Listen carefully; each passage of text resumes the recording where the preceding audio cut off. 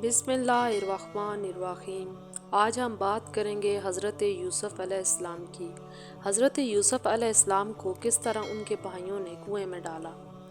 एक दिन यूसुफ़ अलैहिस्सलाम ने सुबह उठते ही अपने वालिद से कहा, अब्बा जान, मैंने ख्वाब में 11 सितारे, चाँद और सूरज को सजदा करते देखा है। हज़रत याकूब अलैहिस्सलाम ने फरमाया, बेटा ये ख्वाब अपने भाइयों से मत सुन, दरियाफ़्त करना, ऐसा ना हो वो दुश्मनी पर उतर आएँ। बेटा तुम अपने दादा इसहाक और परदादा हज़रत इब्राहीम की तरह अल्लाह ताला के यहाँ बुज़ुर्ग दीन होगे। अल्लाह तुम्हें हिकमत और इल्म बहुत कुछ अता करेगा।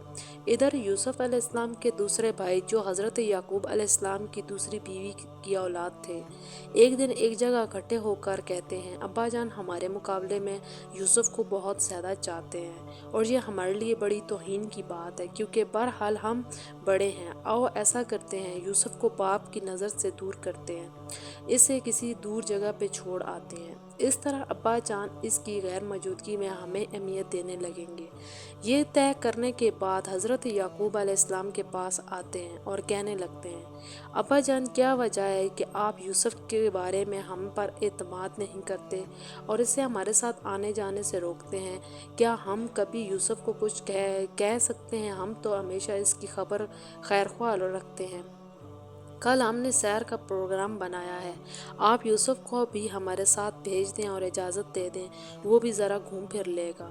हम वादा करते हैं कि हम इसकी पूरी हिफाजत करेंगे। हज़रत याकूब अलैहिस्सलाम कहने लगे, बेटो यूसुफ़ अभी छोटा है, वो अभी खेल कूद में तुम्हारे बराबर का नहीं है और जंगल में भेड़िए बहुत ज़्यादा होते हैं। मुझे डर है कि तुम अपने खेल में इस तरह मगन हो जाओ कि इसे अकेला छोड़ दो और खुदा न करे कि इसे कोई भेड़िया खा जाए।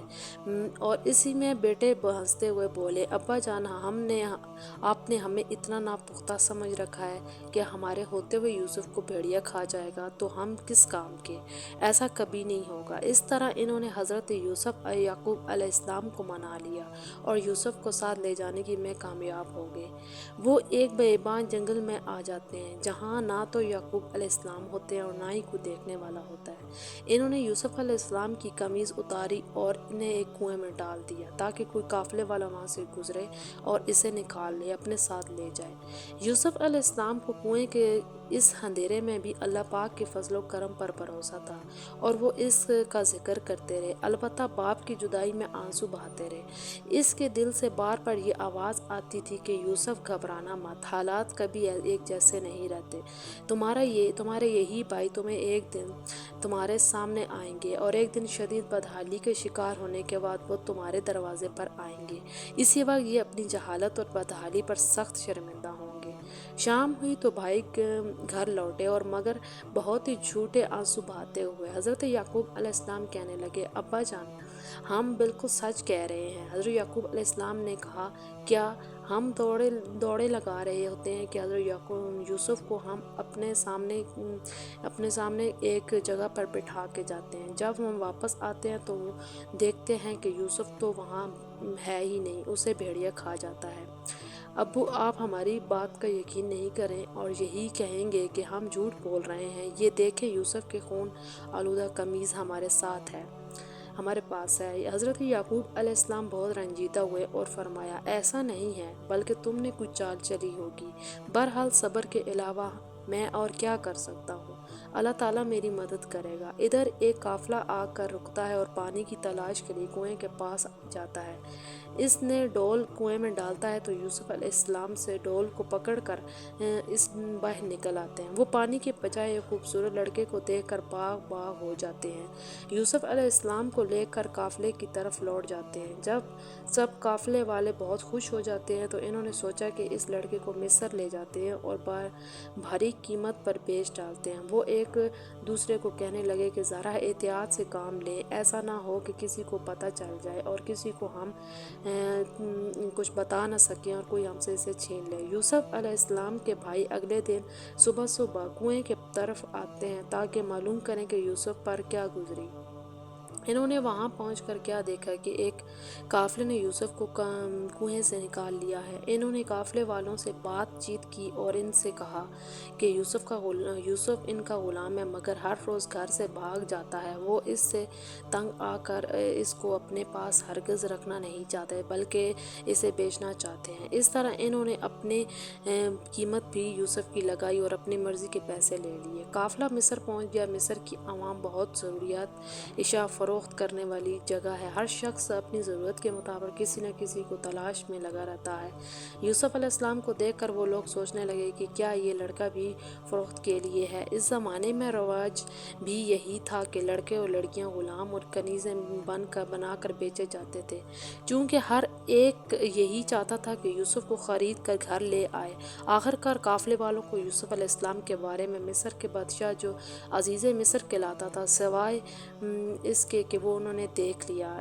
عزیز مصر یوسف کو اپنے محل میں لے جاتے ہیں اور اپنی بیوی زلیخا سے سپرد کر دیتے ہیں۔ بادشاہ نے ملکہ سے کہا، اس بچے کی بارے میں کیا کہتی ہو؟ اس کو پرورش دو گی بلکہ اسے اپنے بیٹے کی طرح پال لو، بڑا ہو کر یہ ہمارے بہت کام آئے گا۔ اس طرح اللہ تعالیٰ نے یوسف علیہ السلام کو کنویں کی اذیت ناک زندگی سے نکال کر شاہ مصر کے آرام دہ اور پر آسائش محل میں پہنچا دیا، تاکہ لوگ دیکھیں کہ وہ کس طرح علم و حکمت حاصل کرتے ہوئے کیسے اپنے کردار کی حفاظت کرتے ہیں۔ حضرت یوسف علیہ السلام شاہ مصر کے محل میں بڑے آرام میں رہتے ہیں اور پلے بڑے، لیکن ابھی انہیں بہت کچھ سیکھنے کے لیے کافی تکلیفات برداشت کرنی پڑتی ہیں۔ وہ توحید پرست، عقیدہ مند اور خوبصورت نوجوان ہوتے ہیں۔ انہیں مصری عوام کا بدکاریوں والا رہن سہن بلکہ ناپسند ہی ہوتا ہے۔ وہ بہت متقی اور پروردگار کے بہت پیارے بندے ہوتے ہیں۔ ایک دن ملکہ مصر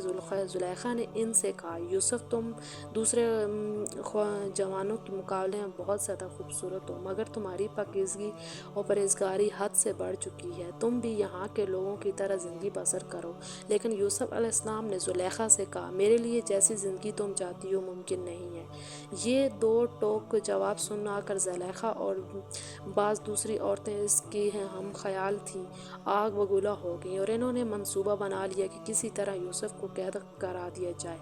حضرت یوسف علیہ السلام نے بھی قید خانے کو گناہ کی جگہ زندگی پر ترجیح دے دی۔ بس حضرت یوسف علیہ السلام بغیر کسی جرم کے قید خانے میں چلے جاتے ہیں اور برسوں وہیں رہتے ہیں، مگر آپ کے رضی اللہ تعالیٰ کے دل سے برابر یہ آوازیں آتی ہیں کہ یوسف، یہ قید خانہ تیرے لیے شاہ مصر کے محل سے بہتر ہے۔ جب کہ یہ تکلیفات اور سختیاں برداشت نہیں کرو گے تو کس طرح سیکھو گے، علم اور تربیت نہیں پا سکو گے۔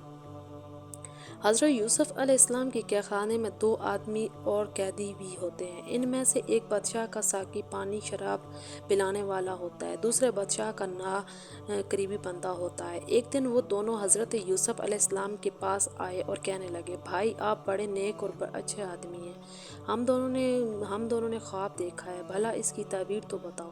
حضرت یوسف علیہ السلام نے مسکراتے ہوئے فرمایا، کیوں بھائی، تم نے کیا کیا ہے؟ خواب کون سا دیکھا ہے؟ ایک نے کہنے لگا، میں نے دیکھا کہ بادشاہ کے دربار میں ہوں اور ان کے لیے شراب بنا رہا ہوں۔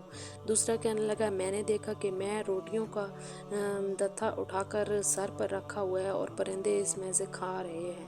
حضرت یوسف علیہ السلام نے فرمایا، آؤ تھوڑی دیر بیٹھتے ہیں، کچھ باتیں کرتے ہیں اور کھانا کھانے کے تک آپ کے خوابوں کی تعبیر بھی بتا دوں گا۔ حضرت یوسف علیہ السلام یوں کہنے لگے، بھائیوں، میں اس شہر کا بڑی آسودہ اور خوشحالی زندگی بسر کر رہا تھا، لیکن میں نے اس شہر کی عوام جو نہ صرف اللہ تعالیٰ کو نہ ماننے والوں میں سے ہے اور نہ ہی آخرت کو ماننے والوں میں سے ہے، بیکار کی لوگوں کو مجھے سزا کے طور پر اس قید خانے میں ڈالا گیا ہے تو میں نے یہ قبول کیا ہے۔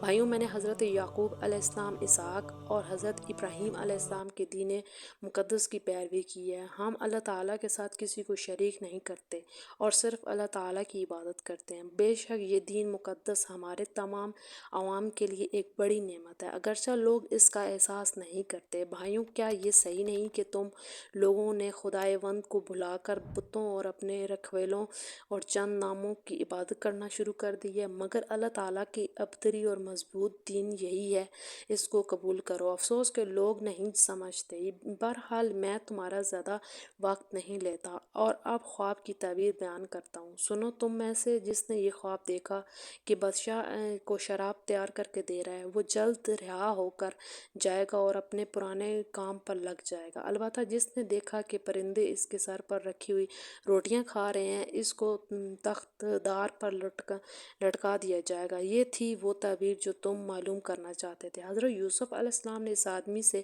جس کے بارے میں انہیں یقین تھا کہ نجات پائے گا اور اپنے پرانے منصب پر لوٹ جائے گا، چپکے سے کہا، جب تم دوبارہ بادشاہ کے دربار میں جانے لگو تو کسی دن ان سے کہنا کہ میں بے گناہ قیدی خانے میں پڑا ہوا، شاید میری رہائی کا کوئی راستہ نکل جائے۔ مگر وہ بھول گیا اور اس نے شاہ مصر سے حضرت یوسف علیہ السلام کا کوئی ذکر کیا۔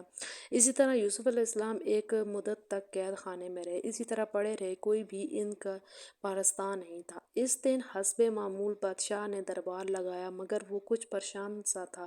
آخر وہ اپنے حواریوں سے کہنے لگا، میں نے ایک عجیب خواب دیکھا ہے اور سخت پریشان ہوں۔ میں نے دیکھا کہ 7 کمزور مینڈل سی گائے 7 موٹی تازی گایوں کو کھاتے ہوئے دیکھا ہے۔ ایک طرف گندم کے 7 ہرے بھرے خوشے ہیں، جبکہ دوسری طرف اتنے ہی سوکھے ہوئے ہیں۔ جلد ہی مجھے اس کی تعبیر بتائی جائے، میں سخت غمگین ہوں۔ حواری یہ خواب سن کر دم بھرنے لگے اور عرض کرنے لگے، اے عزیز مصر، یہ محض آپ کی پریشان خیالی ہے اور پریشان خیالی کا کوئی مفہوم نہیں ہوتا۔ اس وقت بادشاہ کے ساقی حضرت یعقوب علیہ السلام کا خیال آیا، جنہوں نے اس کے خواب کی جو تعبیر بتائی تھی وہ حرف بحرف صحیح نکلی۔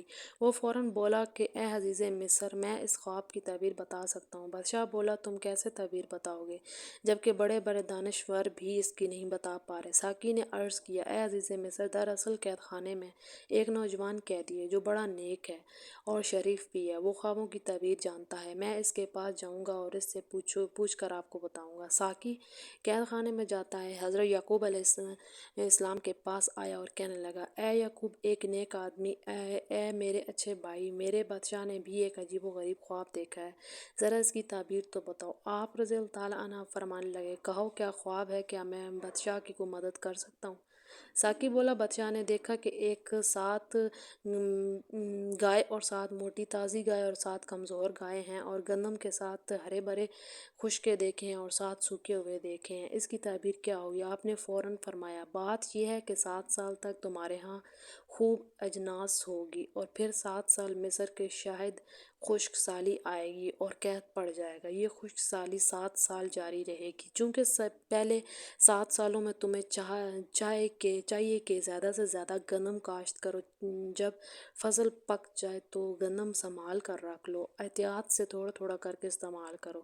جب خشک سالی کے دن شروع ہوں تو جمع شدہ گندم کو استعمال کر لینا۔ اس کے بعد خشک سالی ختم ہو جائے گی اور حسب معمول بارشیں ہو جائیں گی اور لوگ خوب غلہ پیدا کریں گے۔ بادشاہ یہ تعبیر سن کر بڑا حیران ہو کر یوسف علیہ السلام کو اس طرح کے یہ معاملات دیکھتا ہے تو اس نے نوکر کو بھیجا کہ یوسف کو بلا کے لاؤ، مگر یوسف علیہ السلام نے اپنے اوپر لگائے گئے الزام کے فیصلے میں قبل قید خانے سے نکلنے سے انکار کر دیا۔ فرمایا، جاؤ شاہ مصر سے کہہ دو کہ پہلے عورتوں کی طرف سے مجھ پر لگائے گئے الزام کا فیصلہ کیجیے تاکہ معلوم ہو کہ میں کس جرم سے اتنے برس قید میں رہا ہوں۔ دیکھو، بادشاہ سے یہ بھی کہہ دینا کہ میں فیصلہ اس لیے نہیں چاہ رہا ہوں کہ میری تعریف کی جائے، بلکہ اس لیے چاہ رہا ہوں کہ شاہ مصر کو معلوم ہو جائے کہ میں نے اپنا محسن شاہ مصر سے کسی قسم کی غداری نہیں کی۔ شاہ مصر نے عورتوں کو حاضر کیا اور تمام واقعات سچے سچے پوچھے۔ سب عورتیں خصوصاً ملکہ زلیخا نے اپنی غلطی کا اعتراف کر لیا اور اس طرح حضرت یوسف علیہ السلام کی بے گناہی ثابت ہوگی۔ حضرت یوسف علیہ السلام قید سے باہر نکل آئے۔